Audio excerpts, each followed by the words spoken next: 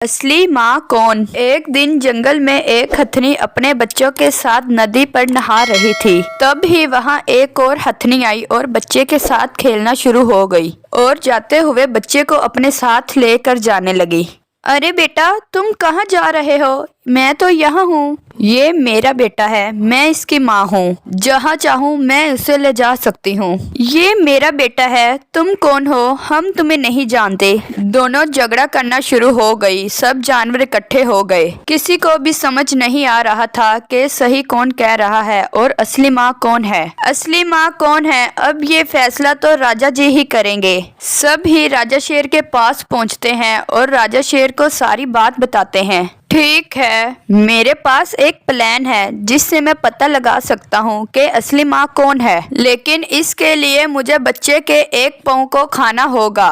राजा शेर की बात सुनकर फौरन सब चुप हो गए, लेकिन नकली माँ बोल उठी, मैं तैयार हूँ। आप चाहे तो बच्चे का पाँव खा सकते हैं। असली माँ जोर जोर से रोने लगी और कहने लगी, बिल्कुल नहीं, बिल्कुल नहीं।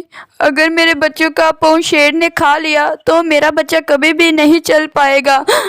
ये बहुत गलत है, ऐसा कुछ भी नहीं होना चाहिए। मैं अपने बच्चे को कुछ भी नहीं होने दूंगी। राजा शेर से असली माँ ने कहा, राजा शेर, मैं इसकी नकली माँ हूँ, ये ही इसकी असली माँ है, पर आप इस बच्चे का पाँव ना खाइए। शेर राजा, आप मुझसे वादा कीजिए कि आप मेरे बच्चे मतलब इसके बच्चे का पाँव नहीं खाएंगे। ये मेरा बेटा नहीं है, आप इसको ना खाइए। आपने जो भी सजा देनी है आप मुझे दीजिए। शेर फौरन समझ गया कि ये उसकी असली माँ है जिसको अपने बच्चे की इतनी फिक्र है। शेर ने नकली माँ पर दौड़ा। वो डर के मारे उस बच्चे को वहीं छोड़कर भाग गई और असली माँ को राजा शेर ने उसका बच्चा सौंप दिया और कहा, तुम ही असली माँ हो, क्योंकि माँ अपने बच्चे का बुरा कभी भी नहीं सोच सकती। मैं तो तभी समझ गया था, तुम्हें रोने की कोई जरूरत नहीं, तुम ही इस बच्चे की असली माँ हो। प्यारे बच्चों, मेरे चैनल रिमशा रज़ा ऑफिशियल यूट्यूब चैनल को सब्सक्राइब जरूर करें। अल्लाह हाफिज।